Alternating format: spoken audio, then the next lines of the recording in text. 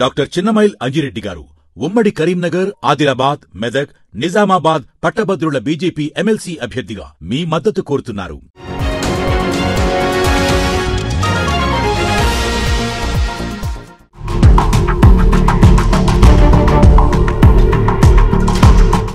ఈ నెల 24తో Ukraine Russia యుద్ధానికి 3 ఏళ్లు పూర్తవుతాయి. ట్రంప్ ఎంట్రీతో ఈ సుదీర్ఘ యుద్ధానికి ముగింపు పడుతుందని చాలా దేశాలు నమ్ముతున్నాయి. కానీ ప్రస్తుత పరిణామాలు మాత్రం యుద్ధం ముగింపు మాట దేవుడెరుగు మరింత ఉధృతం కాబోతుందన్న సంకేతాలే ఇస్తున్నాయి. దీనికి ఉక్రెయిన్ ప్రెసిడెంట్ జెలెన్స్కీ చేసిన వ్యాఖ్యలే ఉదాహరణ. అమెరికా మద్దతు లేకుండా పుతిన్ను ఆపడం ఇంపాసిబుల్ అన్న జెలెన్స్కీ యూరోపియన్ ఆర్మీ అన్న బలమైన పదాన్ని ప్రయోగించారు. ఆ ప్రతిపాదనే ఉక్రెయిన్ వార్ జోన్లో అనుప్రకంపనలు రేపుతోంది. ఇంతకు సౌదీలో సింగిల్ సిట్టింగ్లో యుద్ధానికి ఎండ్ కార్డ్ వేస్తానని ట్రంప్ ప్రకటించిన వేళ జెలెన్స్కీ యూరోపియన్ దేశాలను ఎందుకు రెచ్చగొడుతున్నాడు? ఈ పరిణామాలు యుద్ధ భూమిలో ఎలాంటి ప్రకంపనలు సృష్టించబోతున్నాయి? ఇవాల్టి టాప్ స్టోరీలో చూద్దాం.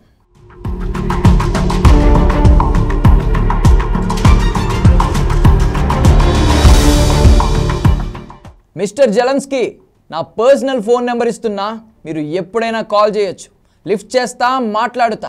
ఇది ఇటీవల జెలెన్స్కీకి ట్రంప్ చెప్పిన మాట. అప్పుడే రష్యా అధినేత పుతిన్తోనూ మాట్లాడారు. మనం సౌదీ అరేబియాలో త్వరలోనే కలవబోతున్నాం, యుద్ధం సంగతి, ఉక్రెయిన్ సంగతి తేల్చేద్దామని చెప్పారు. ఇద్దరితో ట్రంప్ మాటలు చూస్తే ఉక్రెయిన్ రష్యా యుద్ధాన్ని ట్రంప్ ఎలా డీల్ చేస్తున్నారో అందరికీ అర్థమవుతోంది. ఎవరిని వెనకేసుకొస్తున్నారో, ఎవరిని ఏం చేయబోతున్నారో అన్నది కూడా ఒక క్లారిటీ వస్తుంది. ఈ క్లారిటీ జెలెన్స్కీకి కూడా బాగా వచ్చింది. పైగా రష్యాతో ట్రంప్ జరుపుతానంటున్న చర్చల్లో ఉక్రెయిన్ భాగస్వామ్యం లేకపోవడం ఆయనకు సినిమా మొత్తం అర్థమయ్యేలా చేసింది. కాస్త డీటెయిల్డ్గా చెప్పాలంటే యుద్ధం ముగింపు కోసం ప్రయత్నిస్తున్న డొనాల్డ్ ట్రంప్ పుతిన్కే అనుకూలంగా ఉన్నారు. జెలెన్స్కీని కనీసం లెక్క చేయడం కూడా లేదు. ఇది గుర్తించాడు కాబట్టే ఉక్రెయిన్ అధ్యక్షుడు వ్యూహం మారుస్తున్నాడు. రీసెంట్గా జెలెన్స్కీ ఎన్బీసీకి ఇంటర్వ్యూ ఇచ్చాడు. అందులో కీలక వ్యాఖ్యలు చేశాడు. అమెరికా సపోర్ట్ లేకుండా రష్యా దాడుల నుంచి ఉక్రెయిన్ మనుగడ సాధించడం కష్టమేనని, అసాధ్యం కూడా అని పేర్కొన్నాడు. అమెరికా సపోర్ట్ లేకుండా తాము జీవించే అవకాశాలు చాలా తక్కువని సంచలన వ్యాఖ్యలు చేశాడు. యుద్ధాన్ని ముగించాలని పుతిన్ కోరుకోవడం లేదన్నారు. విరామ సమయంలో మరింత బలంగా సిద్ధం కావడం, సైనిక బలగాల శిక్షణ, మాస్కోపై విధించిన కొన్ని ఆంక్షలను ఎత్తివేయించుకోవడం కోసం పలు ఒప్పందాలు చేసుకోవాలని ఆయన భావిస్తున్నట్లు చెప్పారు. ఇక్కడే జెలెన్స్కీ ఎవరు ఊహించని ప్రతిపాదన తెరపైకి తెచ్చారు. ఎన్బీసీకి ఇంటర్వ్యూ ఇవ్వడానికి కొన్ని గంటల ముందు మ్యూనిక్లో జరిగిన భద్రతా సదస్సులో యూరోపియన్ యూనియన్ ముందు ఎవరూ ఊహించని ప్రతిపాదన పెట్టారు. రష్యాతో యూరప్కు కూడా ప్రమాదం పొంచి ఉందని, యూరప్ ఎప్పటికైనా మేల్కొని సొంతంగా సైన్యాన్ని సిద్ధం చేసుకోవాలనేది జెలెన్స్కీ ప్రతిపాదన. అంతేకాదు, గతంలోలా యూరప్కు అమెరికా అండగా నిలవదని, త్వరలోనే యూరప్పై రష్యా దాడి చేసే అవకాశం ఉంది అన్నారు. యూరోపియన్ దేశాలు ఉమ్మడిగా సైన్యాన్ని సిద్ధం చేసుకోవాల్సిన టైం వచ్చిందని జెలెన్స్కీ ప్రతిపాదించడం వెనుక చాలా పెద్ద వ్యూహమే కనిపిస్తోంది.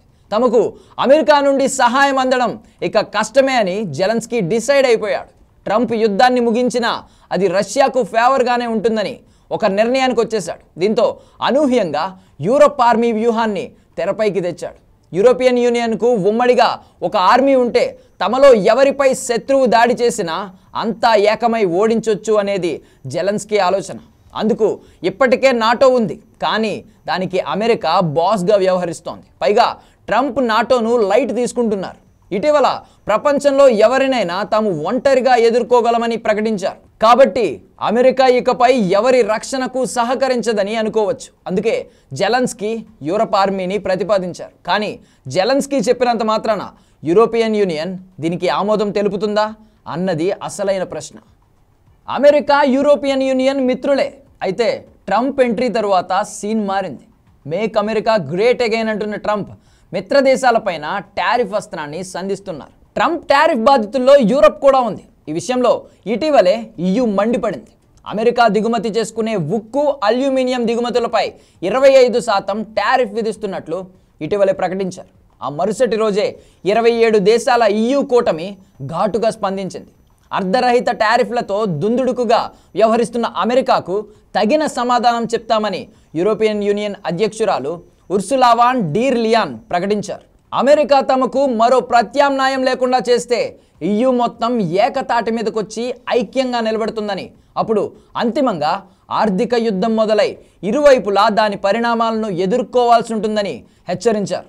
ఈ పరిణామంతో EU అమెరికా మధ్య గ్యాప్ వచ్చింది. ఆ గ్యాప్ను ఉపయోగించుకునే అమెరికాకి యూరప్ను దూరం చేసి తనకు మద్దతుగా మార్చుకోవాలనేది జెలెన్స్కీ ప్లాన్. కానీ ఇది వర్కౌట్ అవ్వడం ఇంపాసిబుల్.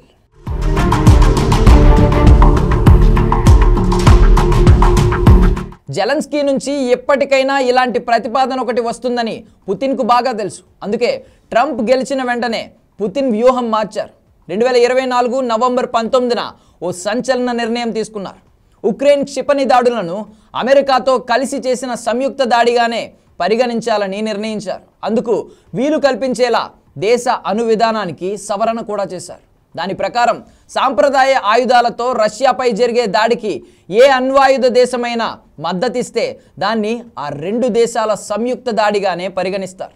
ఉక్రెయిన్కు మరింత సాయం చేయకుండా యూరప్ దేశాలను నియంత్రించడంతో పాటు అవసరమైతే దానిపై అణ్వాయుధ ప్రయోగానికి అమెరికా యూరప్పై సైనిక చర్యకు కూడా దిగడం పుతిన్ నిర్ణయాల ఉద్దేశం.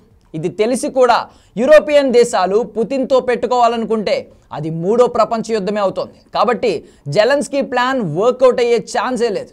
ఒక్కటి మాత్రం నిజం, 3 ఏళ్ల సుదీర్ఘ యుద్ధంలో జెలెన్స్కీ దారుణంగా ఓడిపోబోతున్నాడు.